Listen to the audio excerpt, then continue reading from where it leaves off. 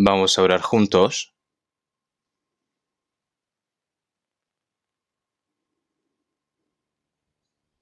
Dios Padre, que eres santo y misericordioso y que tú nos amas, nosotros que estábamos alejados de ti en medio del pecado, cuando nosotros vivíamos siguiendo nuestros deseos carnales, cuando vivíamos encerrados por las cosas vanas de este mundo, nosotros, que eran justos merecedores de tu eterno juicio y castigo, pero por tu gran misericordia y por tu gran amor, a través de Jesucristo, que enviaste a este mundo y que lo hiciste morir en la cruz, para que Él, muriendo en la cruz, se llevó todos nuestros pecados y nos limpiaste eternamente, Señor, sin ningún mérito. Nos tomaste como hijos tuyos, Señor, y nos has dado la eterna esperanza para poder entrar en el reino de los cielos. Toda esa gran gracia, Señor, te lo agradecemos. Nosotros que en esta hora hemos sido redimidos con tu preciosa sangre, estamos reunidos delante de ti para alabar tu gracia, para aprender tu palabra. Señor, te agradecemos por hacernos permanecer dentro de la Santa Comunión. Los hermanos y hermanas que están escuchando la palabra mediante plataformas online y todos los hermanos y hermanas que están reunidas en todas las iglesias, te pedimos, Señor, de que estés con cada uno de ellos y que guardes su corazón y su fe y que con tu santa mano, Señor, los sustentes a cada uno de ellos. Todas las iglesias que están en este país y todas las iglesias que están repartidas por todo el mundo, que a pesar de las dificultades están predicando tu evangelio, están guardando su fe.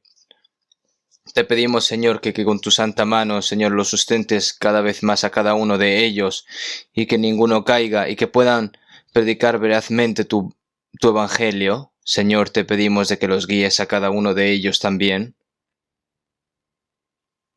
Los hermanos y hermanas que están en medio de la enfermedad, los hermanos y hermanas que son débiles de corazón, Señor, te pedimos de que les des a cada uno valor, fuerza, para que ninguno caiga, Señor.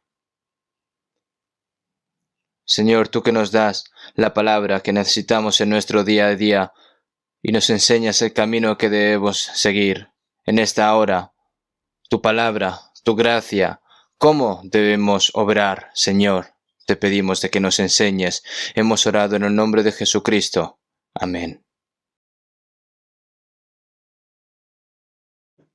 Vamos a buscar en la Biblia Efesios capítulo 1, versículo 17 al 20.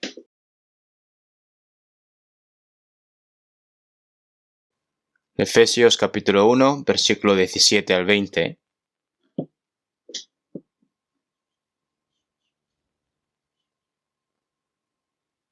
Voy a leer yo. Efesios capítulo 1, versículo 17 al 20.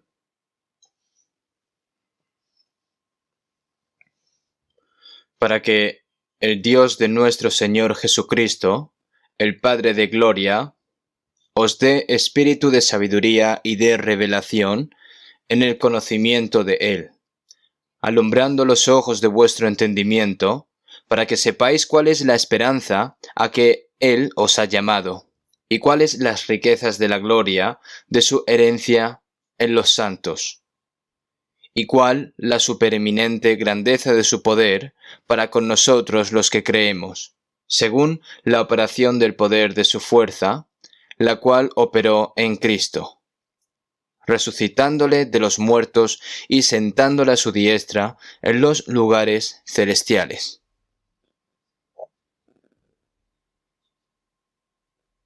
Hasta aquí.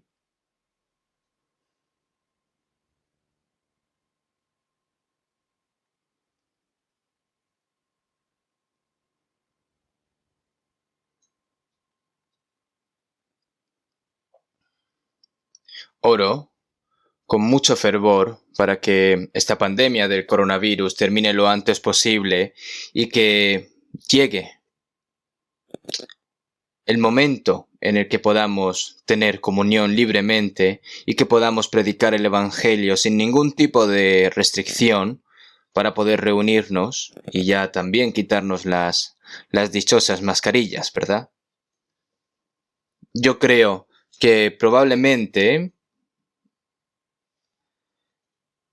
la pandemia podrá acabar, porque ahora se está vacunando mucha gente de manera eficaz, y al recibir la vacuna, la infección la pandemia, la enfermedad del coronavirus se irá debilitando poco a poco e irá desapareciendo. Así que pienso que pronto se irá acabando todas estas cosas.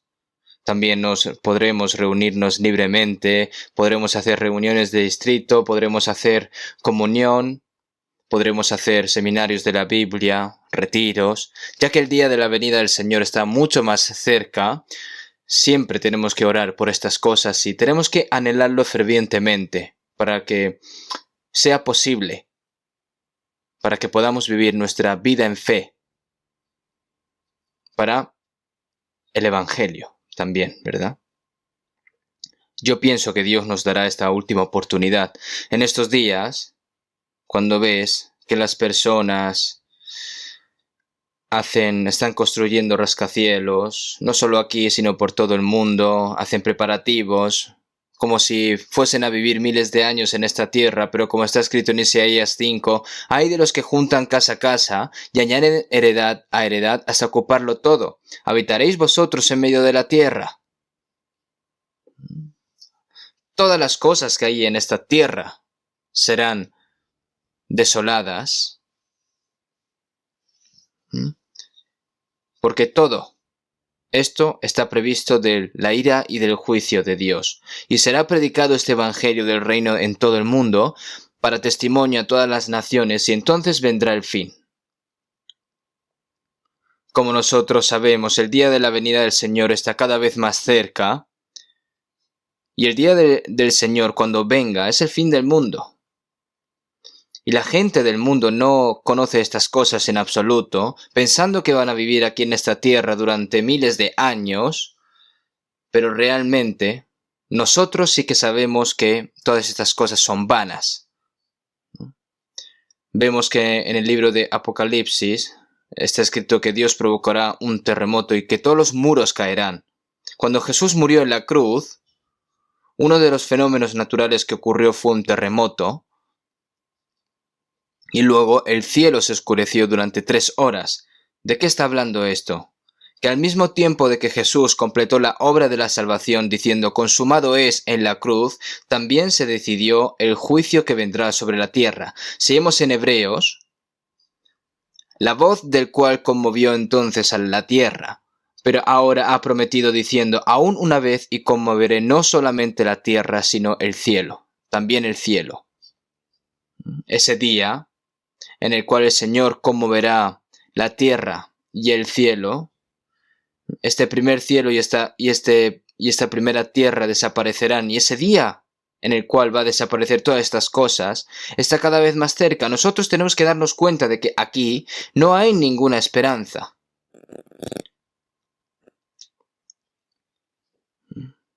Las personas que se preparan para vivir mucho tiempo aquí en este mundo son todas cosas inútiles al fin y al cabo.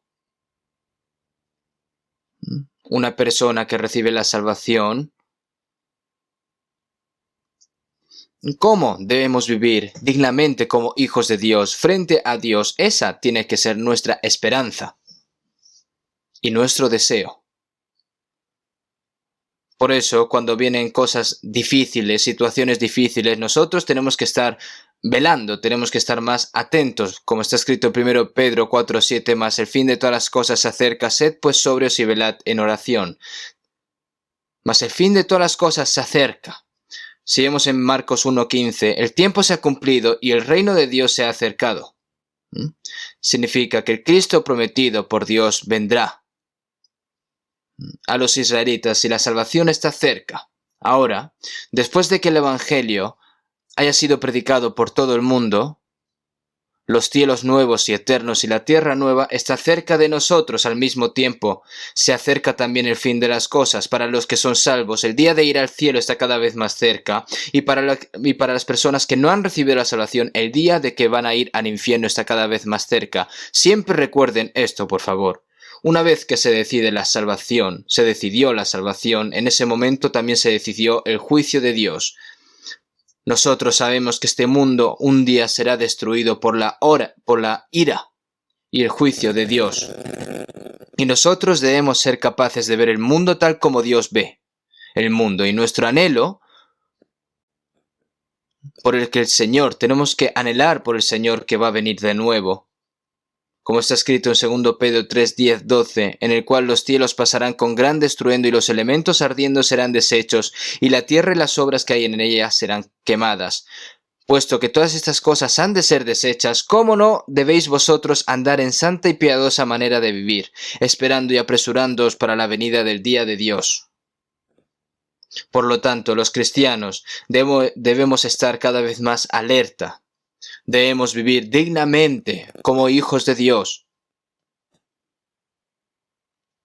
Y tenemos que tener siempre ese corazón, según las palabras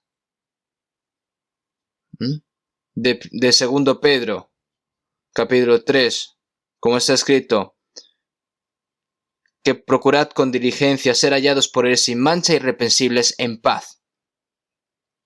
Cada vez que se acerca el fin, el mundo trata de no pensar en las cosas de Dios, en Dios, básicamente. Incluso después de la muerte, deliberadamente tratan de olvidar o de no escuchar de que existe el juicio y destrucción de Dios. Y por otro lado, tratan de hacer avanzar la ciencia, hacer avanzar la civilización, promover el entretenimiento y hacer que este mundo sea cada vez un mundo en el cual se vaya a vivir 1000 años, pero al mismo tiempo, ¿qué han creado los científicos también? Han preparado todo tipo de armas para juzgar a este mundo con fuego. De repente escucharon una sirena, ¿verdad? Esta mañana, yo me sorprendí esta mañana. Estaba leyendo la Biblia y de repente, entonces yo me he imaginado, ¿qué pasa? ¿Ha estallado una guerra? Entonces encendí la radio para ver qué pasaba y es que había un evento conmemorativo. En el verano de 1983, alquilamos una escuela de primaria en Anyang. Montamos una carpa en el patio de recreo también y tuvimos un retiro y 700 personas de todo el país se reunieron para ese retiro. Ese fue nuestro primer retiro. Pero después del retiro, después de que todos volviesen a sus casas, y ahora los hermanos que se quedaron estábamos limpiando las cosas, sudando, ordenando, pero había una oficina del centro comunitario enfrente de nosotros. Y allí, con unos altavoces que tenían, empezaron a dar ruidos diciendo de que ha habido una guerra, ha estallado una guerra, gritando. Y entonces, después de acabar el primer retiro de que haya una guerra, nosotros pensamos que había una guerra de verdad, ¿no? Pero no fue así. Si hubiera pasado una guerra, pues hubiera pasado muchas cosas, ¿verdad? En una guerra pierden la vida muchas personas y nosotros también podríamos haber muerto si hubiese estallado una guerra en ese momento, ¿verdad? Pero la guerra que va a venir ahora no será una guerra en la que haya un ganador y un perdedor, sino que todos morirán.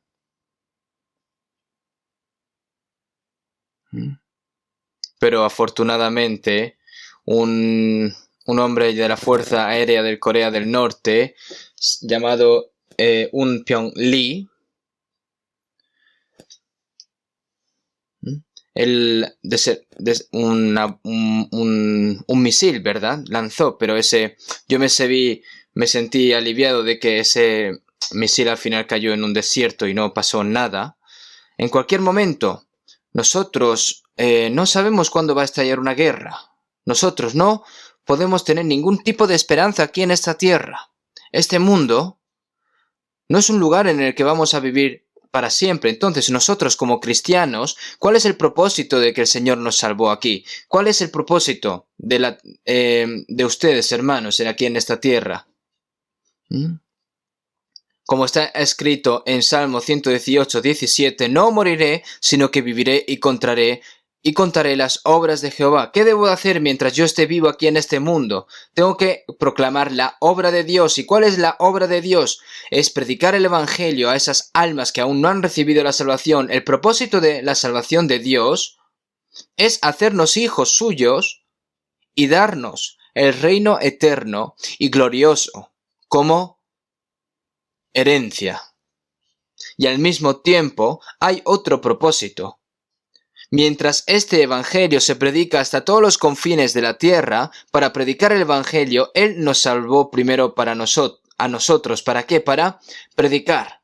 Al igual que si se planta una sola semilla, esa semilla al final puede producir muchos frutos. En los viejos tiempos, muchas de las semillas para cultivar algodón se sembraron en Corea hace tiempo, ¿no? Entonces se estuvieron plantando y ahora hay muchos campos de algodón, ¿no? Y ahora, gracias a esos campos de algodón, pues se pueden hacer muchas mantas para hacer todo tipo de necesidades también. Un primer grano de trigo cayó al suelo y murió, a la tierra y murió, que es Jesús. Jesús fue un grano de trigo que vino con la vida de Dios. Su Hijo unigénito murió y nacieron muchos frutos y muchos hijos de Dios. Entre ellos, nosotros también somos granos de trigo. Por otra parte, la semilla se siembra a través de la persona que recibió la salvación primero y luego da fruto, ¿qué? 30, 60 y 100 personas.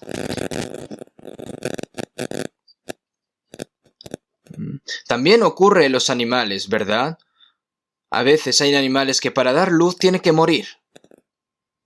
Ahora nosotros, los que somos salvos, el primer propósito que tenemos aquí es el propósito para salvar más almas. Es por eso que los cristianos, el resto de nuestras vidas que el Señor nos ha permitido, no es para que intentemos vivir bien aquí en esta tierra y luego ir al cielo, sino que debemos de compartir esta vida con aquellos que aún no han recibido la salvación. Y para compartir la salvación que nosotros hemos recibido, tenemos que morir como un grano de trigo. Morir no significa que se muera el cuerpo, sino que tienes que dar tu tiempo, tu material, tu libertad, tu felicidad, con el propósito de predicar el Evangelio. Porque cuando hago sacrificio de mi vida, la vida de Dios puede compartirse con otra persona. Y los que son salvos debemos estar preparados para vivir dignamente como hijos de Dios y ser dignos también para entrar en la gloria como Dios. ¿Están ustedes preparándose, hermanos? ¿Están ustedes también cambiando? Nuestros cuerpos también tienen un proceso en el cual nacen aquí en este mundo y crecen. Y una vez que una persona crece aquí en este mundo, se detiene en cierto tiempo, pero sin embargo, el crecimiento personal va creciendo gradualmente a lo largo de su vida. Y cada vez su personalidad puede volverse cada vez más perfecta. Después de recibir la salvación, nuestra fe cristiana no deja de crecer. A medida que nuestro hombre interior se acerca más a Cristo, el corazón de Cristo está cada vez más en nosotros y el carácter de Cristo se hace realidad cada vez más en nosotros y la divinidad de Dios se forma cada vez en nosotros. Y nosotros lo que decimos, lo que hacemos, lo que pensamos, entonces, eso cada vez se hacen cada vez más dignos en Dios.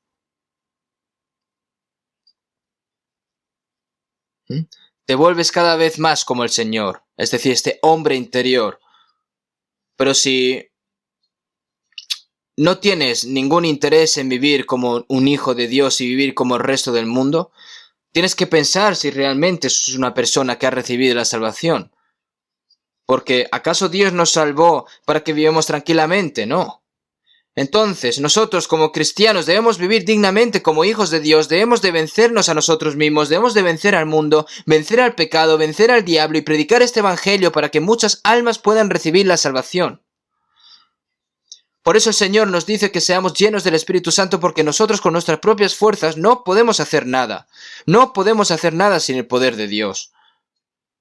Bajo el título de Sed llenos del Espíritu, nosotros debemos recibir la plenitud del Espíritu Santo para cumplir la misión el mayor mandamiento que el Señor nos ha encomendado aquí en esta tierra. Y el cual también es nuestro propósito de nuestra vida. Vamos a leer de nuevo las palabras que hemos leído en Efesios capítulo 1, 17, para que el Dios de nuestro Señor Jesucristo, el Padre de gloria. Dios se convirtió en nuestro Padre. El Padre de gloria os dé espíritu de sabiduría y de revelación en el conocimiento de Él. La revelación de Dios, es decir, la sabiduría y la revelación, la sabiduría de conocer a Dios, ¿verdad? Si vemos en 1 Corintios 2:12, si vemos allí, para que sepamos lo que Dios nos ha concedido. Para que sepamos lo que Dios nos ha concedido. La sabiduría y la revelación de conocer a Dios. Espíritu de sabiduría y de revelación en el conocimiento de Él. El Señor nos lo muestra. La verdad de esta Biblia es que hay partes que pueden ser conocidas por el conocimiento humano, pero también hay partes que no se pueden entender con el simple conocimiento humano, sino con las cosas que enseña el Espíritu, acomodando lo espiritual a lo espiritual. Así tampoco nadie conoció las cosas de Dios, sino el Espíritu de Dios. Así que Dios tiene que abrir estas cosas y mostrarlo a nosotros. Toda la Biblia fue revelada por Dios, por lo que las personas que recibieron la revelación de Dios, ¿no?, la escribieron, ¿verdad? Las palabras escritas por el Espíritu Santo se pueden entender a través del Espíritu Santo. Si nosotros aprendemos el conocimiento de este mundo con la cabeza, nosotros debemos comprender la palabra de Dios con nuestra conciencia, pero realmente la debemos de comprender con el Espíritu Santo. Os dé el espíritu de revelación, sabiduría, toda la sabiduría para conocer a Dios. El Señor nos dio el espíritu de revelación para comprender la voluntad de Dios, para que podamos conocer más a Dios. El Espíritu Santo nos ayuda a darnos cuenta de todo lo que nosotros necesitamos, alumbrándoos los ojos de vuestros entendimiento. Hay personas que tienen los ojos brillantes, pero también hay ojos oscuros en este mundo. En Juan 9:1 aparece un hombre ciego de nacimiento. Y los discípulos le preguntaron a Jesús: Rabí, ¿quién pecó este o sus padres para que haya nacido ciego? Es decir, esta persona nació ciego porque debido a su pecado o es porque sus padres han pecado. Y Jesús dijo: no es que pecó este ni sus padres, sino para que las obras de Dios se manifiesten en él. ¿Y cuáles son las obras de Dios? Como primer hombre, Adán, representante de la humanidad, debido al pecado. Si vemos en Génesis 3, cuando está escrito de que sus ojos se abrieron. ¿Cuándo? Cuando comió del árbol de conocimiento y desobedeció la palabra de Dios. En ese momento, las cosas para ver a Dios se cerraron, se oscurecieron y se iluminaron los ojos para ver el mundo. ¿Verdad? Se iluminaron los ojos hacia el pecado. Ese es el problema. Por esa razón, cuando Dios lo llamó, tuvo miedo, tuvo temor porque estaba desnudo. Su conocimiento hacia Dios se desvaneció. La razón por la que esta persona se volvió ciega enseña que todas las personas en este mundo son ciegas de nacimiento y espiritualmente ciegas. Y Jesús abre los ojos de esas personas. ¿Cuándo? Cuando reciben la salvación.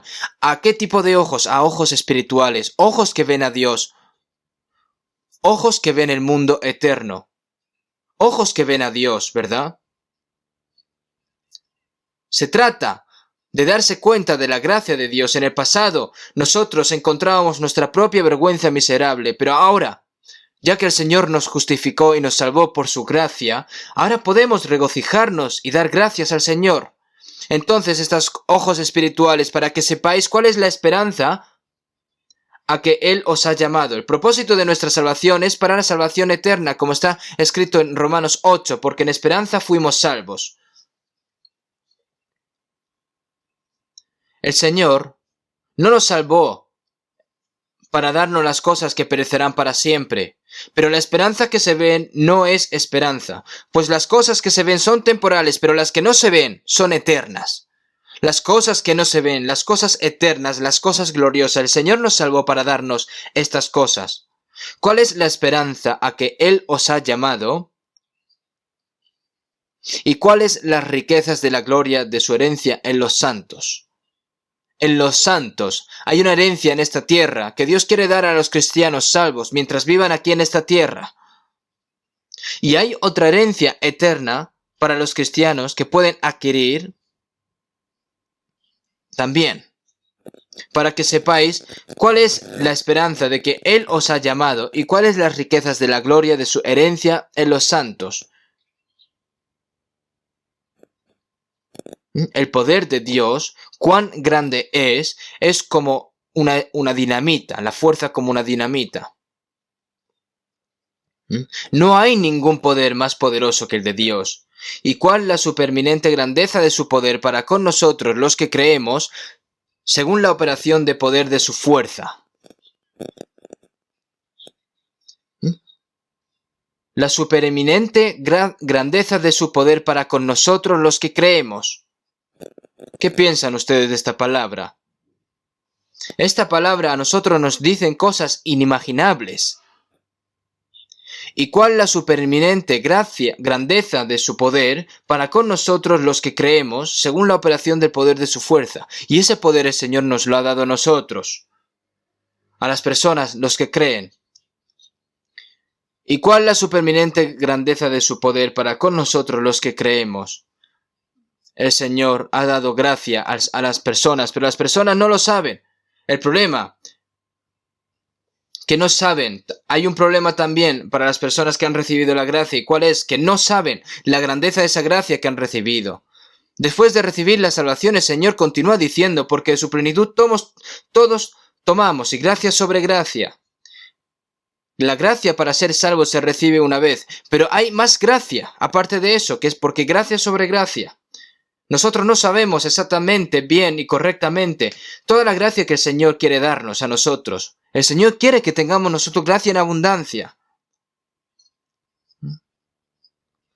Los que han sido salvos han recibido lo más importante ahora. Pero al igual que nace un niño, reciben la vida de sus padres y reciben amor. Pero a medida que va creciendo, hay muchas cosas que Dios quiere dar a sus hijos, a los salvos. Hay muchas cosas.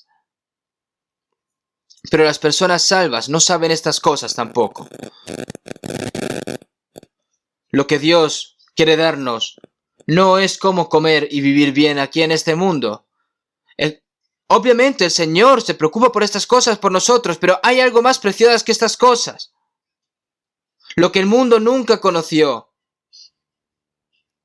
La gracia espiritual y preciada que el Señor nos quiere dar a nosotros.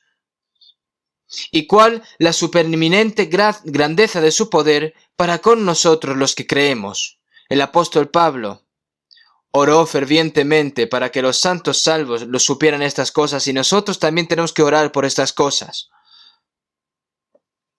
Cuanto más sepamos de estas cosas, más gozo, más gratitud encontraremos y tendremos más capacidad para vivir por la voluntad y por la gloria de Dios el resto de nuestras vidas. En el versículo 20, la cual operó en Cristo, resucitándole de los muertos y sentándole a su diestra en los lugares celestiales. El poder de Dios, la cual operó en Cristo que vino en forma humana. Jesús vino, nació a través del cuerpo de una virgen, ¿verdad? Pero nosotros también debemos de saber de que Jesús fue concebido por el Espíritu Santo desde el momento en el que nació. Él estuvo lleno del Espíritu Santo. La sabiduría y el Espíritu de Jesús crecieron cada vez más. La sabiduría y el poder de Dios se revelaron gradualmente más en Jesús. Si observamos la vida de Jesús, lo que Jesús hacía y decía es palabra de Dios. Resucitó a los muertos, limpió a los leprosos, abrió los ojos a los ciegos, echó fuera demonios, hizo pan para 5,000 personas, calmó las tormentas.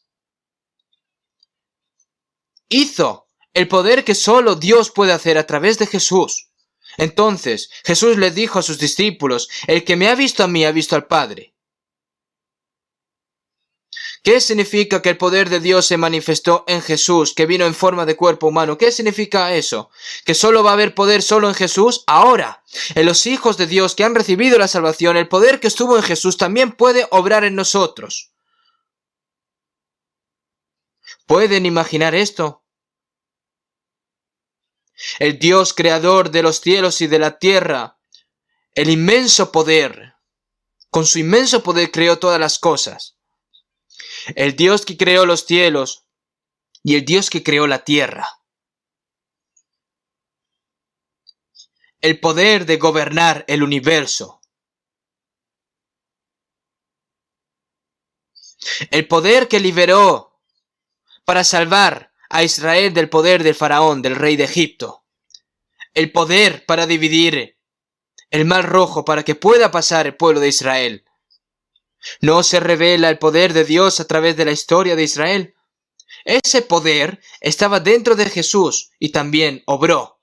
Y después de la muerte de Jesús, ese poder que estaba en Jesús, aunque Jesús murió por nuestros pecados, con el poder de Dios fue resucitado.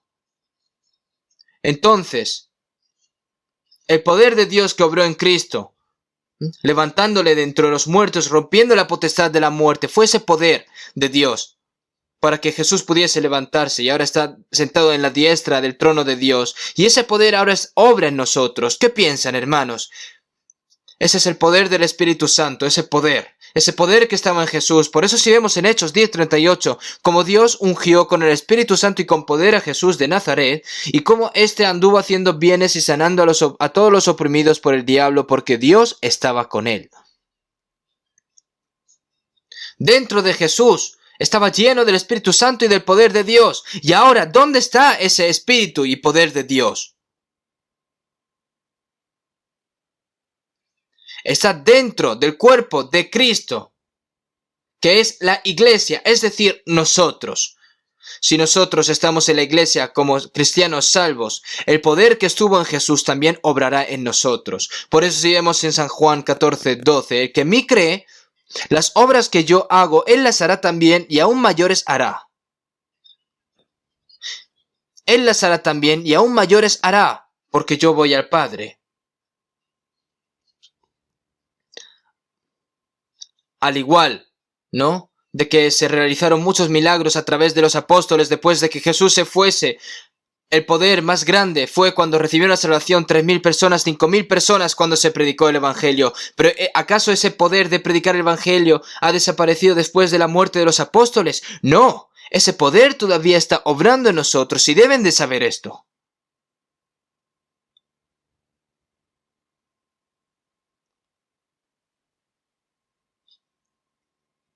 La razón por la que nosotros recibimos la salvación no fue por nuestro propio esfuerzo, sino por el poder del Espíritu Santo y por la obra del Espíritu Santo. Y es el poder del Espíritu Santo quien continúa obrando a través de la iglesia y va cambiando nuestros corazones y nuestras vidas. La predicación de este Evangelio, la obra de salvar a otras almas, debe ser a través del poder del Espíritu Santo y no a través de nuestro propio poder. Busquemos un momento Efesios 3:20.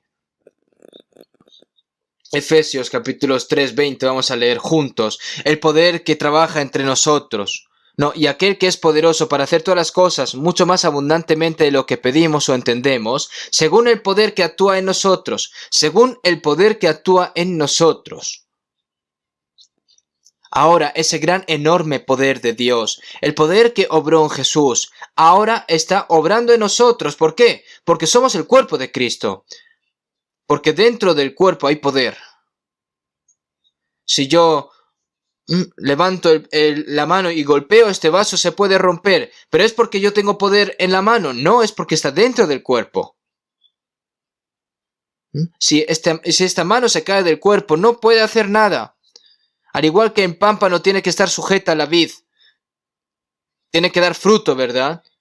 Crece y da fruto, según el poder que actúa en nosotros, según el poder de Dios que obra en nosotros, que actúa en nosotros. ¿Qué piden los cristianos salvos? Tienen que pedir para hacer todas las cosas mucho más abundantemente de lo que pedimos o entendemos. ¿Qué pedimos los cristianos salvos?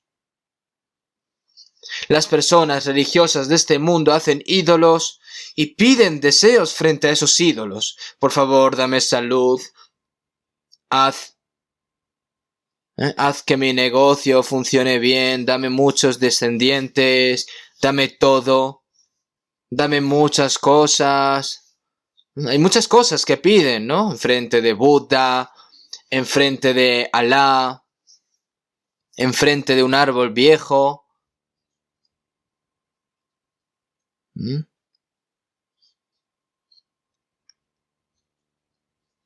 Incluso pidiendo estas cosas, todo tipo de ídolos y supersticiones. Pero todo que es carnal.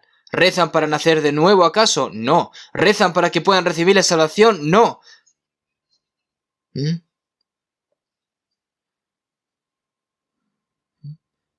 Una persona que no ha nacido de nuevo no va a poder pedir que cambie su vida y su corazón por el Espíritu Santo, ¿verdad? Yendo a la iglesia, pensando que va a ir a la puerta del cielo, pero no, si no ha nacido de nuevo no puede ir a al cielo.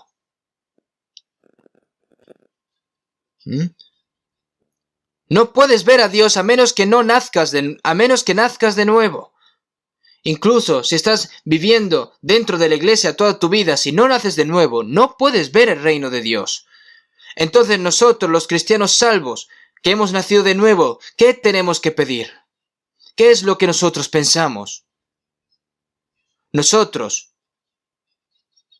lo que pedimos, lo que pensamos y lo que pedimos fervientemente a Jesús: Padre mío, sea como tú quieras, oraréis así: hágase tu voluntad como en el cielo, así también en la tierra. La voluntad de Dios, ¿dónde se hizo? Se hizo en Jesús, en Cristo y en los santos salvos. Debemos de orar para que la voluntad de Dios se realice en nosotros. Porque he descendido del cielo no para hacer mi voluntad, sino la voluntad del que me envió. Nosotros, los cristianos salvos, mientras vivimos aquí en este mundo, ¿qué debemos hacer? Tenemos que hacer la voluntad de Dios. Por esa razón vivimos aquí en este mundo. Mi corazón late porque estoy vivo para hacer la voluntad de Dios. ¿No es así?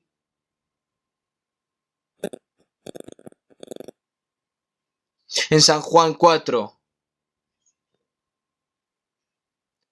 cuando Jesús pasaba por Samaria, tuvo sed, hambre, estuvo cansado, y sus discípulos le prepararon comida. Rabí, come. Pero Jesús dijo: yo tengo una comida que comer que vosotros no sabéis. ¿Qué es lo que más añoran las personas cuando tienen hambre y sed? Si tienen sed, pues agua. Y si tienen hambre, pues comida. Porque si no pueden comer estas cosas y beber estas cosas, mueren. Las personas que están muy hambrientas incluso se comen insectos, ¿verdad? Comen también hierba. Pero en ese momento, cuando Jesús estaba más hambriento: mi comida es que haga la voluntad del que me envió y que acabe su obra. A la mujer samaritana que era pecadora, cuando estaba trayendo los samaritanos: he aquí os digo, alzad vuestros ojos y mirad los campos, porque ya están blancos para la siega. Es la voluntad de Dios de que las personas salvas que han recibido la salvación, ¿no?, recojan el fruto que conducen a la vida eterna y que reciban la salvación, que salven sus almas. Ese es nuestro alimento también.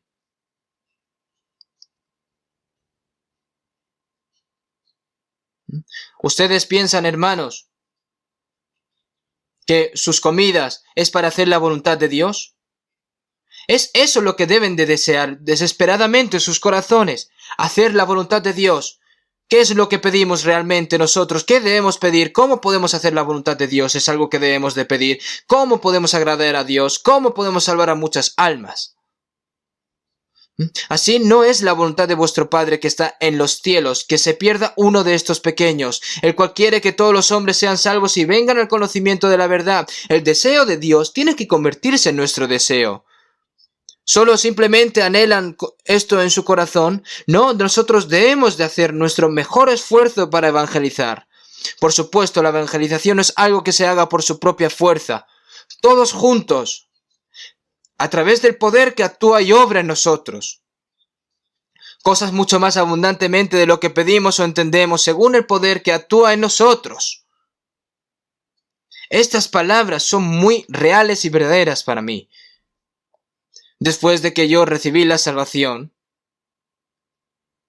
en ese momento, solo sabía que era salvo, ¿verdad? No sabía lo que era la iglesia, no sabía cómo explicar la iglesia, no había nadie que me enseñara la Biblia. Yo iba con solo una Biblia desde Seúl hasta Busan, hasta Chuncheon-do, Jeolla-do, a Gangwon-do. Iba y venía sin descanso.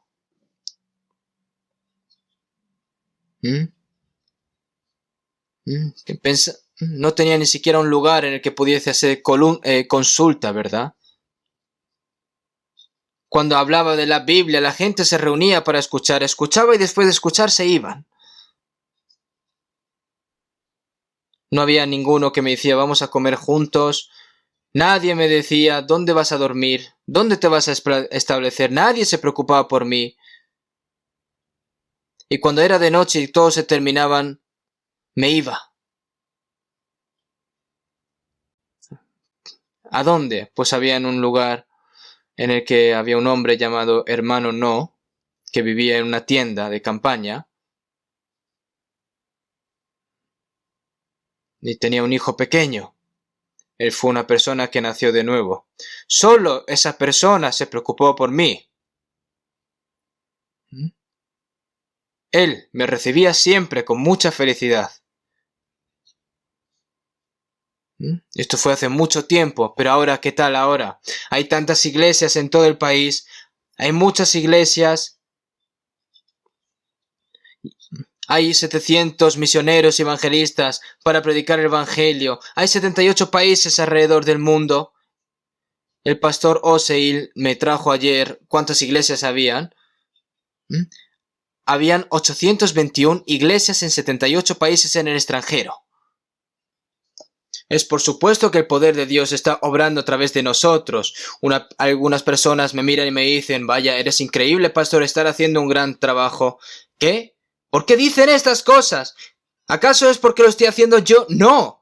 Es el poder de Dios que está obrando entre nosotros. Dios está obrando a través de nosotros. Cosa mucho más abundantemente de lo que pedimos o entendemos según el poder que actúa en nosotros.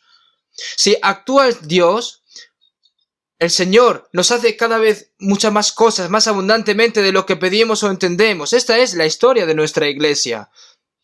Si las personas salvas, nosotros nos unimos todos juntos, se llevarán cada vez más obras más grandes, más de lo que nosotros pensamos y pedimos.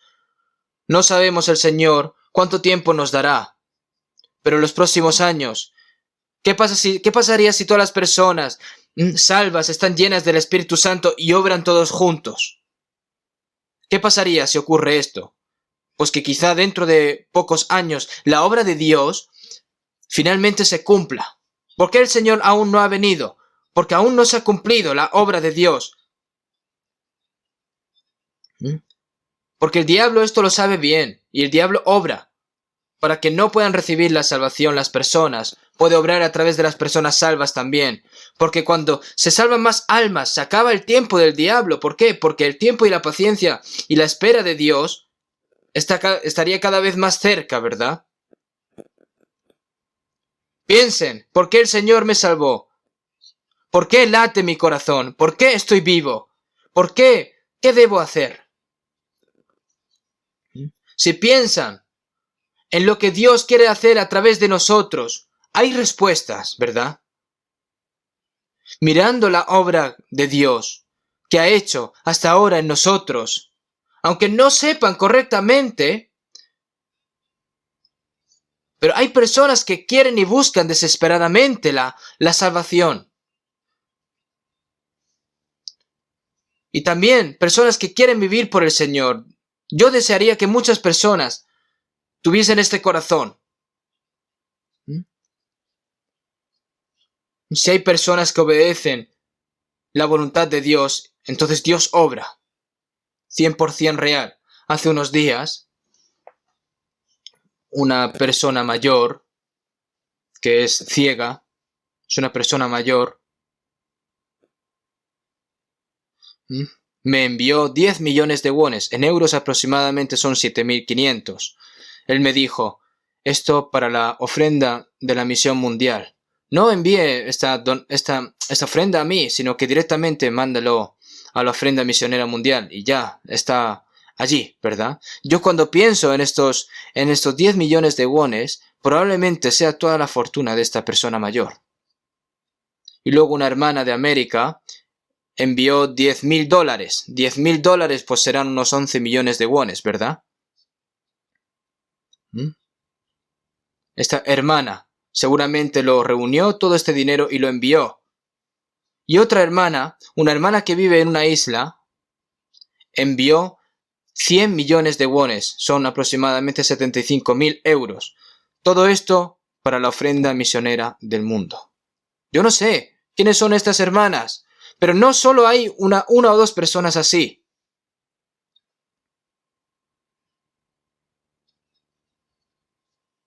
Yo, como persona que ha nacido de nuevo, aunque yo no pueda ir a una misión, si tengo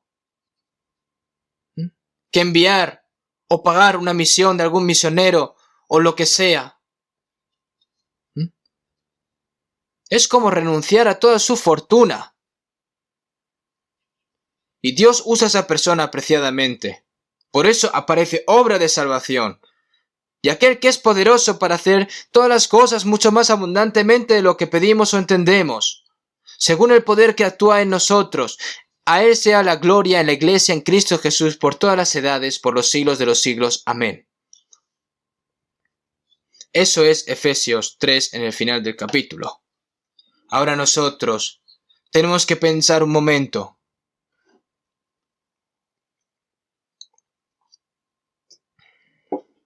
Los apóstoles y santos de la iglesia primitiva, que predicaron con valentía el Evangelio con el poder del Espíritu Santo.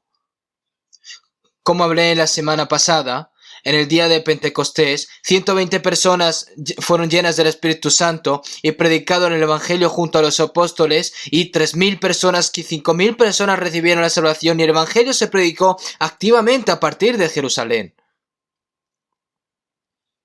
Hubo una gran obra de la salvación allí. Dios obra a través de nosotros, y si nosotros oramos fervientemente, ¿para qué?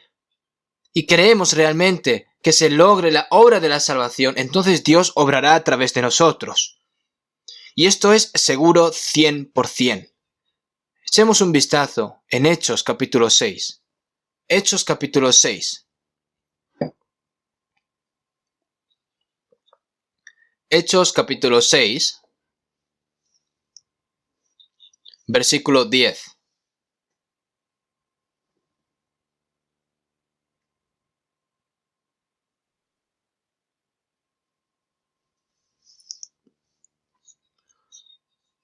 Pero no podían resistir a la sabiduría y al espíritu con que hablaba.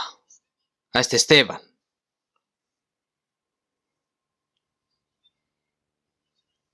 Para que predicasen el Evangelio, los apóstoles establecieron 7 diáconos para ayudar a la iglesia y para ayudar también a difundir el Evangelio. Está escrito de que se escogiera 7 personas que estén llenas de fe y del Espíritu Santo y de sabiduría, y la primera de esas 7 personas es el diácono Esteban. Aunque son diáconos, ¿verdad? Fueron asignados para servir en la iglesia, para que los apóstoles solo se preocupasen a predicar el Evangelio. Para que los apóstoles pudiesen predicar más libre el Evangelio, los diáconos se encargaban de servir a la iglesia. El padre gana dinero fuera, la madre se ocupa de las cosas de casa, los hijos crecen y se educan en ella. ¿Mm? ¿Mm? Tanto la obra del padre y de la madre son grandes obras, los apóstoles que predican el evangelio afuera, y los hermanos y hermanas que viven en la iglesia para servir a la iglesia por el mismo evangelio, es lo mismo para todos. Y Esteban hizo esa buena obra. Sin embargo, cuando Esteban estaba lleno del Espíritu Santo y la sabiduría de Dios, cuando predicó la palabra con valentía, los judíos religiosos que se oponían al evangelio no podían permitir estas cosas, pero no podían resistir a la sabiduría y al espíritu con que hablaba Esteban. Entre los 12 discípulos de Jesús no hay ninguno en especial. Pedro, Juan, Jacobo, todas estas personas eran pescadores de Galilea. Eran personas ignorantes. Pero las personas, ¿cómo se sorprendieron tantas las personas viendo a estos 3 ignorantes predicar el evangelio con tanta valentía? Y este Esteban, ¿de qué está hablando este hombre? ¿Qué es sabiduría y poder, verdad? Y los que estaban en contra estaban muy molestos con él. Pero Esteban no les tenía miedo. Mientras predicaba el evangelio, fue apedreado por los líderes religiosos judíos. Esteban. Veamos el capítulo 7, versículo 55 al 60. Voy a leer yo. Pero Esteban, lleno del Espíritu Santo, puesto los ojos en el cielo, vio la gloria de Dios y a Jesús que estaba a la diestra de Dios, y dijo: He aquí, veo los cielos abiertos y al Hijo del Hombre que está a la diestra de Dios. Entonces ellos, dando grandes voces, se taparon los oídos y arremetieron a una contra él. Y echándole fuera de la ciudad, le apedrearon. Y los testigos pusieron sus ropas a los pies de un joven que se llamaba Saulo. Y apedreaban a Esteban, mientras él invocaba y decía: Señor Jesús, recibe mi espíritu. Y puesto de rodillas, clamó a gran voz: Señor, no les tomes en cuenta este pecado. Y habiendo dicho esto, durmió. Aquí se explica en detalle el martirio de Esteban. También se describió en detalle la escena en la que Jesús fue martirizado, fue azotado y clavado en la cruz. Después del martirio, además de Jesús, la escena que más se ha explicado en detalle es también la de Esteban. Debido a que estaba lleno de sabiduría y de espíritu y testificaba al Señor con valentía, los judíos no podían soportar a Esteban, porque cuando Esteban hablaba sus corazones fueron traspasados, pero en lugar de arrepentirse se tapaban los oídos y tomando piedras apedrearon a Esteban. ¿Qué dijo Esteban antes de morir? He aquí, veo los cielos abiertos y al Hijo del Hombre que está a la diestra de Dios. He aquí, veo los cielos abiertos y al Hijo del Hombre que estaba a la diestra de Dios. Jesús debe estar sentado a las diestras de Dios realmente, ¿no? ¿Y qué pasa aquí? Que en ese momento, cuando Esteban fue apedreado, mientras Jesús estaba sentado, Jesús se levantó de un salto para recibirlo y Dios mostró esto. El rostro de Esteban era como de un ángel. Y Esteban no tuvo ningún tipo de miedo de los que estaban con los dientes afilados y que intentaban apedrearlo con piedras. Él predicó la palabra de Dios con valentía. Entonces ellos, dando grandes voces, se taparon los oídos, arremetieron a uno contra él y echándole fuera de la ciudad le apedrearon y lo mataron, a este Esteban. Le apedrearon y los testigos pusieron sus ropas a los pies de un joven que se llamaba Saulo. Este Saulo no se convirtió luego el gran apóstol. ¿No se convirtió en el apóstol Pablo? Este hombre, Saulo, fue el que instigó cuando mataron a Esteban. Cuando traen sus ropas, significa que está bien, que ha hecho bien. Cuando Esteban fue apedreado hasta la muerte, dijo: Señor Jesús, recibe mi espíritu. Y arrodillándose, dijo: Señor, no les tomes en cuenta este pecado. ¿Cómo es tan parecido a la escena cuando Jesús murió? Cuando Jesús murió en la cruz, cuando los judíos lo señalaban, se burlaban de ellos, le escupían diciendo: ¿qué dijo Jesús? Padre, perdónalos porque no saben lo que hacen. Dios, por favor, no les tenga en cuenta de ese pecado. Padre, en tus manos encomiendo mi espíritu. Es lo mismo, la misma escena que hizo Esteban cuando crucificaron a Jesús. ¿Dijo Jesús acaso: Dios, por favor, véngame? Señor, no les tomes en cuenta este pecado. Mientras Esteban fue apedreado, ¿pidió Esteban venganza? No. ¿Qué dijo Esteban? Dios, no les tenga en cuenta este pecado. ¿Y esto por qué? ¿Por qué fue posible esto en Esteban? Porque Jesús estaba dentro de Esteban. Sus huesos rotos, su sangre derramando, en medio de ese dolor indescriptible, mirando la gloria del Señor, soportando ese dolor.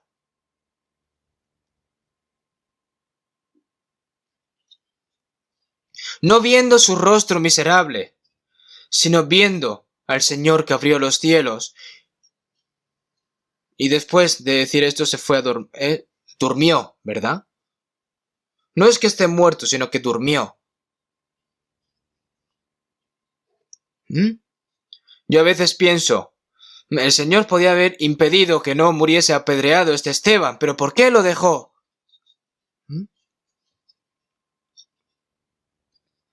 Había mucha posibilidad de que los judíos para matar a Jesús apedreado, pero ¿por qué esto Jesús no lo permitió? Porque el lugar de Jesús donde debía morir era en la cruz. ¿Cuántas personas intentaron matar al apóstol Pablo? Durante aproximadamente 40 personas escondiéndose en un callejón para tratar de matar a Pablo. Y Jesús le dijo a Pablo: ten ánimo, Pablo, pues como has testificado de mí en Jerusalén, así es necesario que testifiques también en Roma. ¿Eso qué significa? Que el lugar donde vas a morir está en otro sitio. El lugar en el que tuvo que morir Esteban fue allí. ¿Por qué? Porque es voluntad de Dios.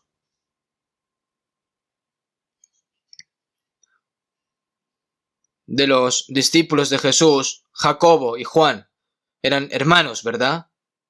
Jacobo fue el primero en ser decapitado y Juan fue el que más tiempo vivió. Eso es un curso que Dios permitió a cada uno de ellos.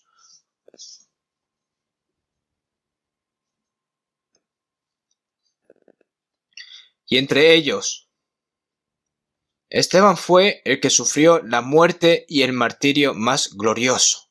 Fue el primer mártir de la era del Nuevo Testamento. Hermanos y hermanas, algunas personas que parecen haber vivido mucho para el Señor en un momento, pero luego se vuelven, viven de acuerdo a la carne, van y vienen. Cuando trabajan. Pero cuando tú obras realmente duramente para el Señor, ese es el mayor honor ante Dios. Yo cuando leo estas palabras, si Dios lo permitiese, ¿no? Vivir maravillosamente por el Señor y luego ser martirizado para recibir al Señor gloriosamente, Me gustaría, ¿no?, que pasara.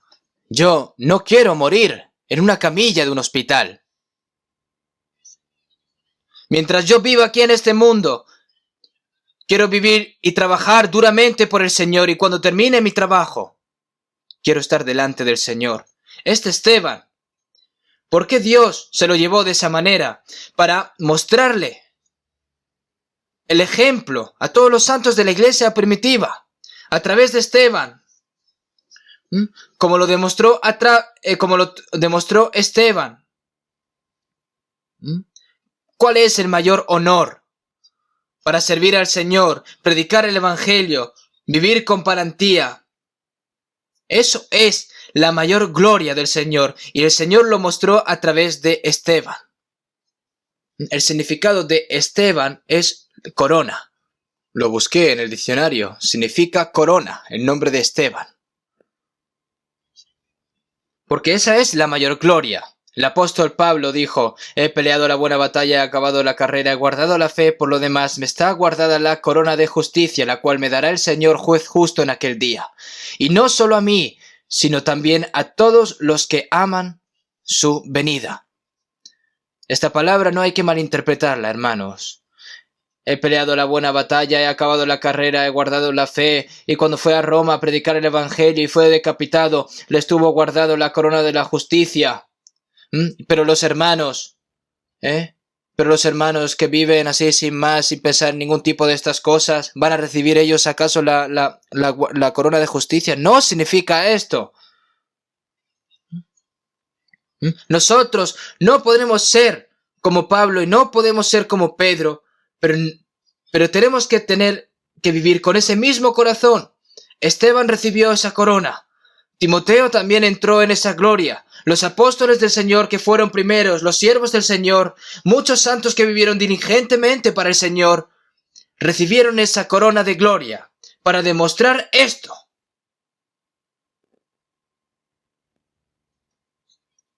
Aquí a través de Esteban.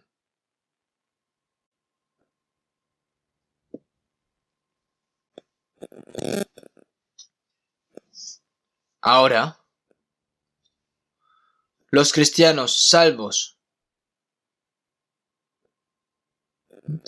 antes de que venga el Señor, tienen que vivir con valentía y gracia. No pueden hacer esto viviendo vanamente y cobardemente. Lo siento que diga estas cosas, pero es real.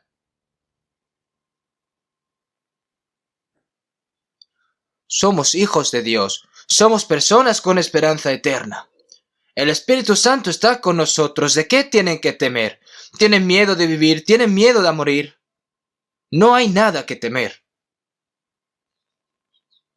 Echemos un vistazo a Hechos, capítulo 8. Hechos, capítulo 8, versículo 1 al 4. Y Saulo consentía en su muerte.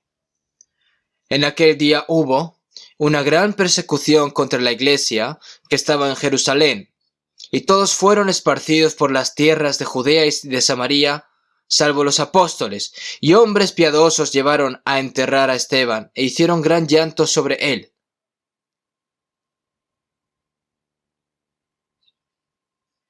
Y Saulo asolaba la iglesia,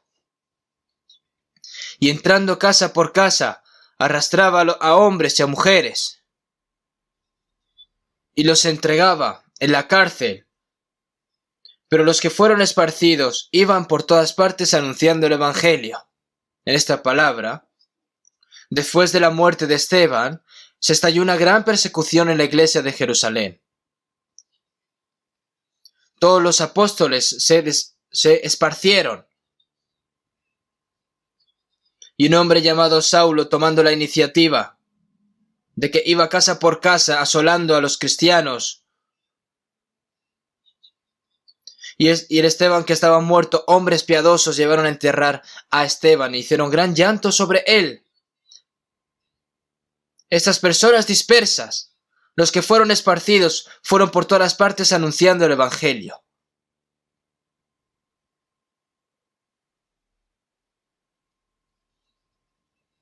Estas personas que fueron esparcidos anunciando el Evangelio ahora.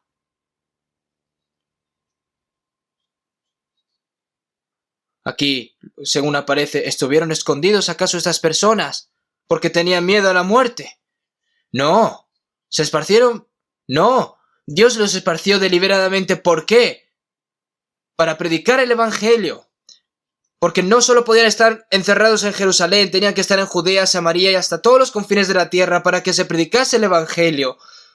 Los necesitaba el Señor esparcirlos. Después de que matasen a Esteban, se inició la gran persecución, porque el Señor los dispersó a todos. Cualquier lugar en el que iba las personas salvas a predicar el Evangelio, hubo una gran persecución. También, donde lugar en el que iban a predicar el Evangelio, el fuego estaban a su lado. Pero aún así ellos predicaron con valentía. Y todas esas personas eran laicas, al fin y al cabo. Solo evangelizaron los apóstoles. Solo están evangelizando actualmente los pastores, evangelistas o misioneros. Aunque el método de evangelizar pueden haber diferencias, pero el hecho de predicar el Evangelio es el mismo para todos nosotros. Hay algunos hermanos y hermanas que evangelizan como si fuesen evangelistas y pastores. No predicó Esteban como los apóstoles. Y eso que era un diácono. Nosotros, ¿por qué no? Nosotros, hay cosas que podemos hacer por la evangelización. Si hay algo que no puedo hacer, no se obliguen a hacer estas cosas, ¿verdad?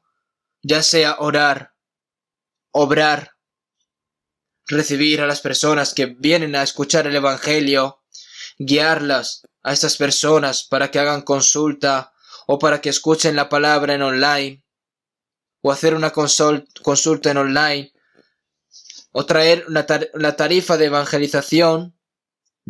Hay muchas cosas que uno puede hacer por la evangelización. Yo por el Evangelio, para predicar el Evangelio no puedo hacer nada. Piense, ¿por qué no va a haber cosas que puedan hacer? Porque Dios quiere usarnos a todos para predicar el Evangelio, porque así se predica con poder. Echemos un vistazo. Hechos capítulo 9, 22.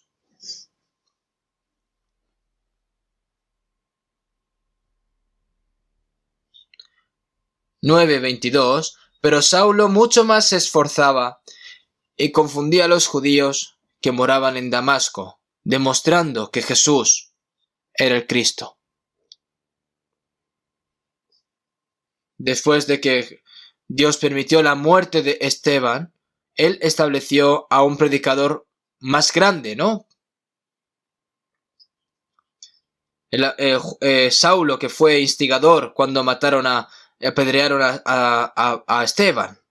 Y tan pronto que Esteban murió, Saulo tomó la iniciativa y se dispuso a matar a todos los que creían en Jesús, a perseguirlos. Y cuando se enteró de que había muchos cristianos en Damasco, recibió autoridad de los principales sacerdotes y se fue al pueblo de Damasco. Y ahora mismo aquí el versículo que acabamos de leer está en Damasco, ¿no? Era la capital de Siria, era una ciudad grande. Y escuchando que había muchos cristianos allí, pues fue, ¿a qué? A atraparlos. Mas yendo por el camino aconteció que al llegar cerca de Damasco repentinamente le rodeó un resplandor de luz del cielo. Saulo, Saulo, ¿por qué me persigues? ¿Quién eres, Señor? Yo soy Jesús a quien tú persigues.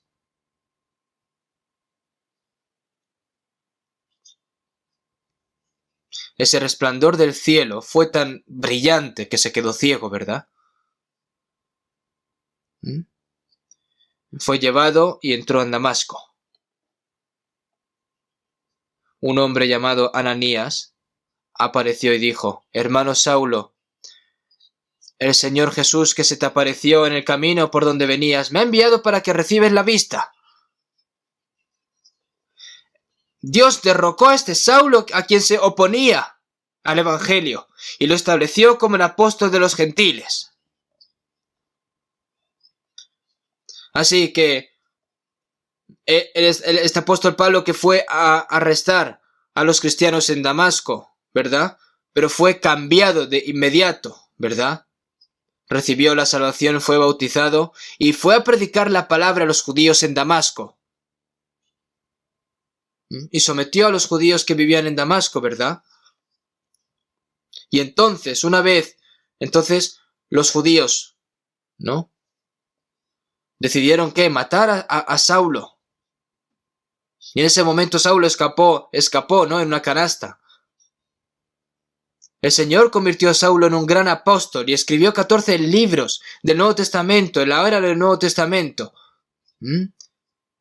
¿Quién hay un hombre más grande que este apóstol Pablo? Saulo significa grande y Pablo significa pequeño.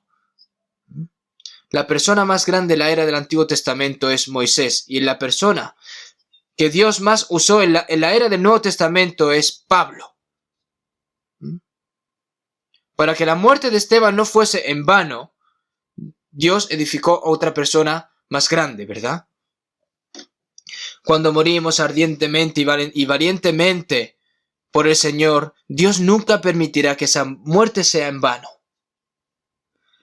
Ya sea un predicador, ya sea un diácono, ya sea un laico, si vive duro por el Señor y hace sacrificios, Dios logrará una obra más grande en un corto periodo a través de esa persona, así que no se preocupe. Como resultado, ¿verdad? Así que ahora, el Evangelio se está predicando con más fuerza y en un corto periodo de tiempo se comenzó a extenderse en muchos lugares, en Judea, Samaria y a los gentiles en varias regiones, magnificando más la historia, ¿verdad? Hechos 9:31, vamos a ver. Entonces las iglesias tenían paz por toda Judea, Galilea y Samaria, y eran edificadas andando en el temor del Señor, y se acrecentaban fortalecidas por el Espíritu Santo.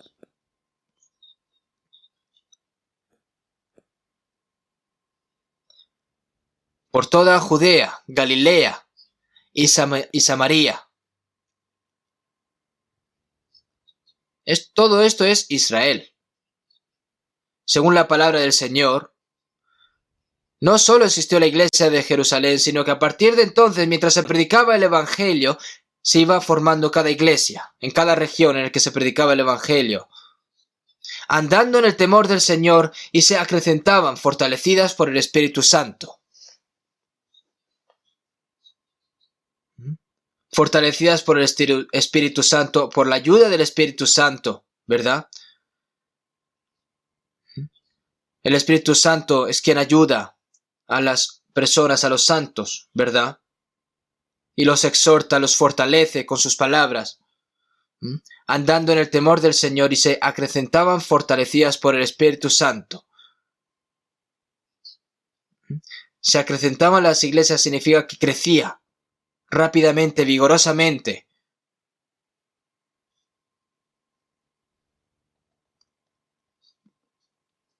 A través de la obra del Espíritu Santo, el Evangelio del Señor comenzando en Jerusalén, que se haya predicado a todos los lugares del mundo. El Señor nos lo muestra aquí, ¿verdad? Veamos un momento Hechos capítulo 11, versículo 24.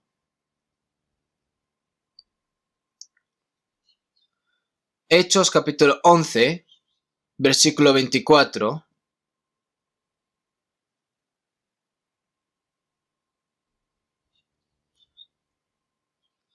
Porque era varón bueno y lleno del Espíritu Santo y de fe, y una gran multitud fue agregada al Señor, refiriéndose a Bernabé. Este Bernabé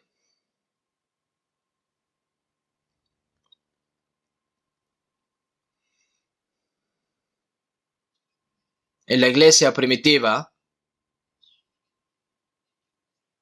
fue también un hombre de ejemplar en la fe, porque era varón bueno y lleno del Espíritu Santo y de fe.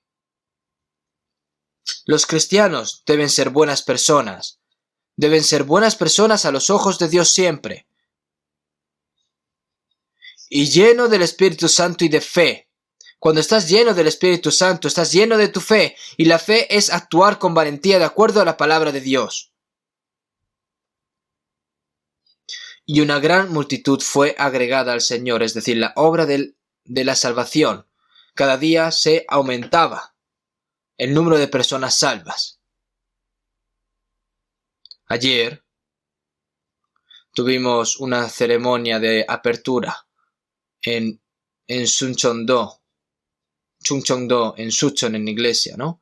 No son muchos en número, pero a pesar de las dificultades, se construyó una iglesia, ¿verdad? Y debido a que el coronavirus no podíamos llevar a cabo esta ceremonia de entrada, pero al fin y al cabo pudimos hacerla, ¿verdad? Entran muchas ofrendas de muchos hermanos y hermanas. Yo agradezco mucho, ¿verdad?, estas cosas, pero hay algo que quiero decirles también.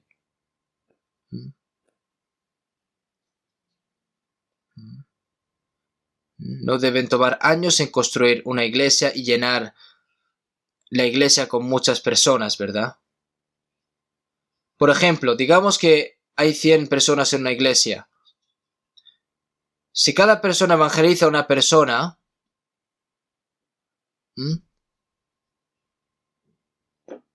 hay algunas personas que no solo una persona, sino decenas al año. Hay más personas que evangelizan diligentemente, orando, y nosotros nos preparamos. Si evangelizamos a muchas personas, aunque sea un alma, no recibirá la salvación. Entonces, si evangelizamos a una persona por año por cada 100 personas, entonces serán 200 personas, ¿verdad? Y después de 2 años, ¿cuántas? 400 personas. Y después de 3 años, son buenos en matemáticas, ¿verdad? 600 personas en 4 años, 1200 personas en 5 años, 2400 personas. No tiene por qué llevar tantos años esto. Porque esto se cumplirá si nos esforzamos. Si nos esforzamos para estas cosas.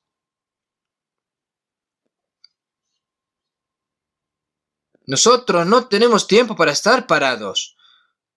Si estuviésemos llenos del Espíritu Santo, ¿no aparecerían los milagros de Dios?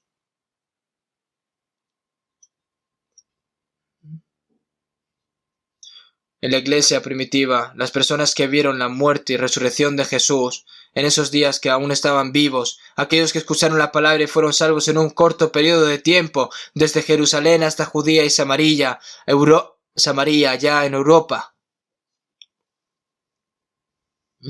Como está escrito de que todos los caminos conducen a Roma, ¿verdad?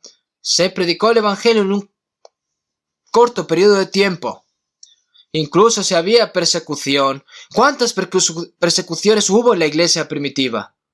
Incluso habiendo persecuciones o cualquier dificultad, si el Espíritu Santo obra, Dios lo hace. Entonces, para que nosotros podamos predicar el Evangelio en estos últimos tiempos, nosotros primero tenemos que estar llenos del Espíritu Santo y tenemos que orar fervientemente para que el Señor nos use para la obra de Dios. Tienes que ser leal. Primeramente las cosas pequeñas.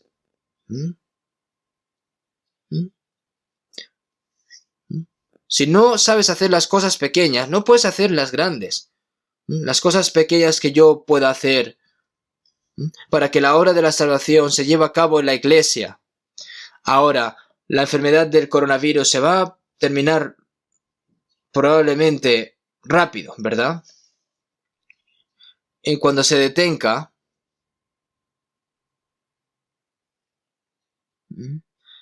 la gente hay gente que piensa que como no han podido ir de viaje, pues nada más terminar el coronavirus, pues se quieren ir fuera a viajar. Aquí en Corea, como no pueden viajar, pues se van a la isla de Jeju. La isla de Jeju está llena ahora mismo. Y en Estados Unidos también quieren viajar por el extranjero y tal. ¿Para qué? Para satisfacer sus cuerpos, al fin y al cabo.